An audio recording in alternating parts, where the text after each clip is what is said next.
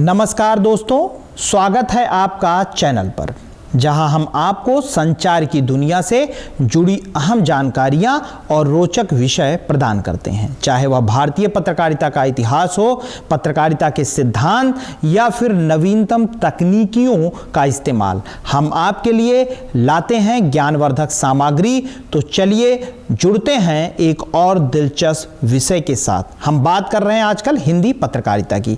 हिंदी पत्रकारिता के अगर प्रमुख चरणों को हम देखें तो भारतीय हिंदी पत्रकारिता के विकास की कहानी अनेक पत्रकारों और साहित्यकारों के युगों से गुजरी है। प्रमुख रूप से हिंदी पत्रकारिता के जिन चरणों का उल्लेख मिलता है उनमें भारतेंदु युगीन पत्रकारिता, द्विवेदी युगीन पत्रकारिता, छायावादी युगीन पत्रकारिता और स्वतंत्रोत्तर हिंदी पत्रकारिता के साथ समसामयिक साहित्यिक पत्रकारिता हमें दिखाई देती है। तो सबसे पहले अगर हम भारतेंदु युगीन पत्रकारिता को देखें तो विषय विविधता की भांति भारतेंदु युग के पत्रों की प्रकाशन अवधि में भी इसी अंतर के साथ हम इसको देख सकते हैं।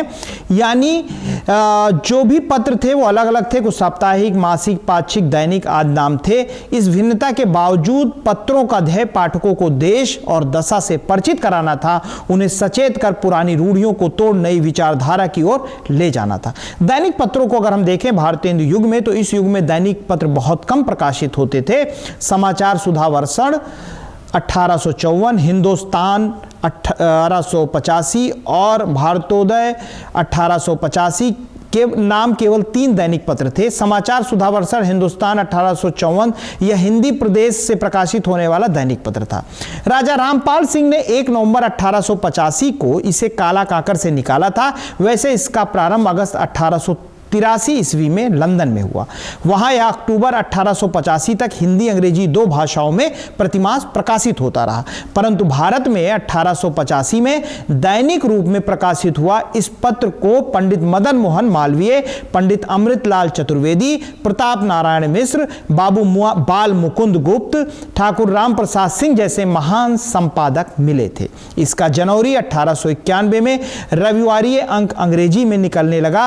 आगे चलकर प्रति सप्ताह 2 अंक अंग्रेजी में और 4 हिंदी में प्रकाशित होते रहे। यह अखबार अंग्रेजी सांचे में भारतीयों को ढालना चाहता था। अगर हम बात करें भारतोदय जो 1885 में कानपुर से निकलता था, इसमें भारतोदय नामक जो दैनिक पत्र प्रकाशित होता था, इसको सीताराम इसके संपादक थे। आर्थिक परेशानियों के कारण लगभग 1 वर्ष के उपरांत ही इसका प्रकाशन कार्य बंद हो गया। राजस्थान समाचार और वेंकटेश्वर दोनों भारतेंदु काल में ही प्रकाशित हुए और इन दोनों की चर्चा दैनिक पत्रों के रूप में भी होती है, किंतु ये दोनों ही क्रमशः 1904 और 1913 में दैनिक हुए थे। अतः हिंदी प्रदेश के दैनिक पत्र के रूप में एकमात्र हिंदुस्तान ही उल्लेखनीय है। अगर अब हम साप्ताहिक पत्र देखें तो भारतेंदु युग में हिंदी पत्रकारिता साप्ताहिक पत्रों के रूप में काफी विकसित हुई। उस काल के प्रमुख पत्रों में अधिकतर साप्ताहिक ही थे। कवि वचन सुधा, विहार बंधु, भारत बंधु, काशी पत्रिका, भारत मित्र, सार सुधानिधि, उक्त वक्ता, भारत जीवन, राजस्थान समाचार, हिंदी बंगभाषी, नागरी नीरद, श्री वेंकटेश्वर समाचार आदि ऐसे ही पत्र थे। भारत मित्र, बिहार बंधु तथा श्री वेंकटेश्वर समाचार प्रमुख लोकप्रिय साप्ताहिक पत्र थे। इन पत्रों में विशेषांक महत्वपूर्ण होते थे। भारत मित्र प्रारंभ में बड़ा ही लोकप्रिय था। जब उसमें सनातन धर्म का प्रचार होने लगा, तब से उसकी लोकप्रियता घटती गई। त्रैमासिक पत्रों में कवि और चित्रकार नागरी, प्रचारणी पत्रिका और होशंगाबाद क्रॉनिकल ही उस काल में निकले। भारतेंदु काल के प्रमुख मासिकों में विहार बंधु, हरिश्चंद्र मैगजीन, हरिश्चंद्र चंद्रिका, बाल बोधिनी, हिंदी प्रदीप, आनंद कादम्बिनी, भारतेंदु ब्राह्मण, पीयूष प्रभा और हरिश्चंद्र कला आदि महत्वपूर्ण थे।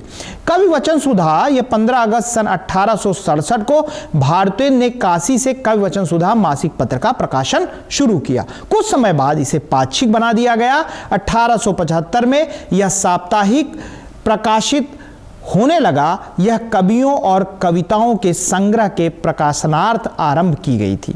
किंतु शीघ्र ही उसका यह रूप बदल गया और साहित्य के अतिरिक्त राजनीति, समाजनीति आदि पर लेख लिखे जाने लगे। इसकी सुधारवादी नीति से अंग्रेजों को राजद्रोह की गंध लगी, जिसकी वजह से सरकारी सहायता बंद कर दी गई। इसमें पंडित राधाचरण गोस्वामी, बाबू गदाधर सिंह, लाल श्रीनिवास, बद्रीनारायण, प्रेमघन आदि प्रमुख लिखने वाले थे। भारतेंदु के निधन के पश्चात सन 1885 ईस्वी में इसका प्रकाशन कार्य बंद हो गया। अंतिम दिनों में इसका महत्व बहुत गिर गया था। हरिश्चंद्र मैगजीन भारतेंदु जी ने काशी से 15 अक्टूबर 1873 ईस्वी को शुरू किया था और यह एक मासिक पत्र था। इसमें पुरातत्व, उपन्यास, कविता, आलोचना, ऐतिहासिक, राजनीतिक, साहित्यिक तथा दार्शनिक लेख, कहानियां एवं व्यंग आदि प्रकाशित किए जाते थे। इसके मुख्य पृष्ठ पर प्रथम अंग्रेजी की सामग्री प्रस्तुत की जाती थी। हरिश्चंद्र चंद्रिका, हरिश्चंद्र मैगजीन का नाम 1874 में हरिश्चंद्र चंद्रिका हो गया। अपने समकालीन पत्रों में यह सबसे सुंदर ढंग से संपादित पत्रिका थी। 9वें अंक में मैगजीन के स्थान पर चंद्रिका शब्द लिखा जाने लगा। इसमें भाषा संबंधी आंदोलन की चर्चा विशेष रूप से होती थी।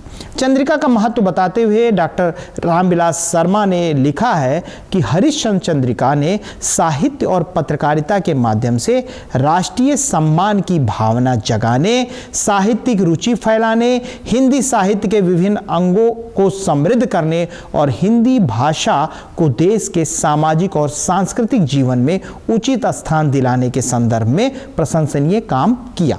हरिश्चंद्र चंद्रिका 1876 ईस्वी तक तो किसी प्रकार चलती रही, किंतु 1880 में उसके प्रकाशन में अनेक कठिनाइयां उत्पन्न हो गईं। फलतः हरिश्चंद्र चंद्रिका पंडित मोहनलाल पांड्या जी और मोहन चंद्रिका के साथ काशी से एक साथ प्रकाशित होने लगी। किंतु संपादक पांड्या जी ने चंद्रिका का संयुक्त अंक 1880 से निकाला। हरिश्चंद्र चंद्रिका और मोहन चंद्रिका का संयुक्त अंक लगभग 3 वर्षों तक प्रकाशित होता रहा। सन 1880 में भारतेंदु जी हरिश्चंद्र चंद्रिका को वापस ले लिए और उसे नवेदित हरिश्चंद्र नाम से निकालने लगे। बिहार बंधु हिंदी का दूसरा साप्ताहिक था। पहला साप्ताहिक पत्र अल्मोड़ा अखबार था। इसके संस्थापक और संपादक बुद्धि बल्लभ पंत थे। इसके संबंध में बहुत कम लोगों को जानकारी है। फलतः इसके बारे में कुछ अटकलें यत्र तत्र पाई जाती हैं। अंबिका प्रसाद वाजपेयी इसका प्रकाशन वर्ष 1872 मानते हैं और इसका प्रकाशन स्थान मानिक तल्ला स्ट्रीट था, जो हेदुआ के दक्षिण में था, और इसके संपादक पंडित केशव राम भट्ट थे। बाल मुकुंद के अनुसार इसके संपादक पंडित दामोदर शास्त्री 1874 ईस्वी के विहार बंधु के प्रकाशित अंकों से यह संकेत मिलता है कि मुंशी हसन अली इसके प्रथम संपादक थे। वस्तुतः 9 फरवरी 1875 से पंडित केशव राम भट्ट इसके संपादक हुए, फिर पंडित दामोदर शास्त्री हुए, फिर राम प्रसाद दिलसाद ने इस पत्र के संचालन को अपने हाथों में लिया। विहार बंधु नियमित रूप से 25 वर्षों तक प्रकाशित होता रहा और नए नए संपादक आते रहे।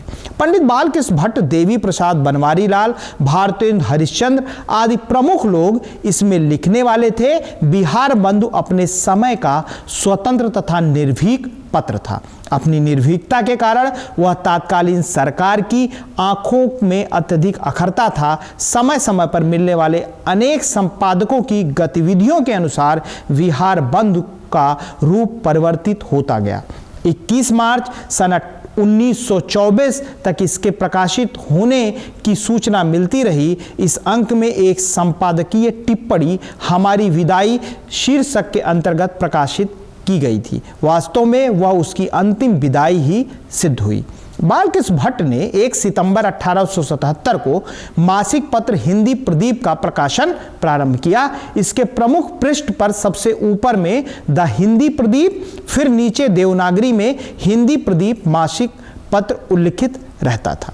उसके नीचे विद्या, नाटक, समाचारावली, इतिहास, परिहास, साहित्य, दर्शन आरंभ किया था।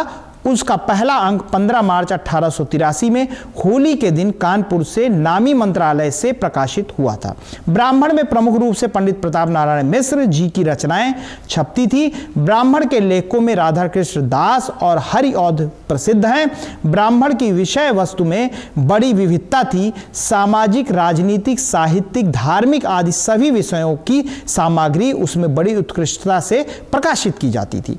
ब्राह्मण का प्रकाशन 15 मार्च 1883 से फरवरी 1897 ईस्वी तक हुआ। इस प्रकार ब्राह्मण की कुल आयु 12 वर्ष 3 महीने ही मानी जाती है। ब्राह्मण अपने समय का एक निर्भीक पत्र था। उसने देशोन्नति में बाधक विचारों और कार्यों की कटु आलोचना करने का प्रण किया था। समाज में फैले हुए अंधविश्वासों, मत मंतांतरों और कुरीतियों का उसने जमकर विरोध किया। यही कारण रहा कि उसे अनेक कठिनाइयों से गुजरना पड़ा।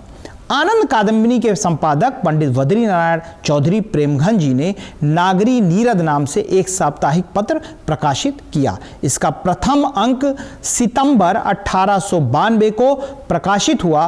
पंडित जी बादलों यानी घन के, स्काई के बड़े प्रेमी थे। इसके स्तंभ साहित्य, वर्षा और ऋतु संबंधित होते थे। इसमें राजनीतिक, सामाजिक, साहित्यिक, शैक्षणिक आदि विषय चर्चित होते थे। तो दोस्तों, उम्मीद है कि आज का यह वीडियो आपको पसंद आया होगा और इससे आपको नई जानकारी मिली होगी। अगर आपको हमारा कंटेंट अच्छा लगा हो तो हमारे चैनल को सब्सक्राइब करना ना भूलें, वीडियो को लाइक करें, अपने दोस्तों के साथ शेयर करें और हमें कमेंट्स में बताएं कि आप अगले वीडियो में किस विषय पर जानना चाहते हैं। इस चैनल से जुड़े रहने के लिए बेल आइकन को भी ज़रूर दबाएं ताकि आप हमारी नई वीडियो की नोटिफिकेशन सबसे पहले पा सकें। तब तक के लिए धन्यवाद।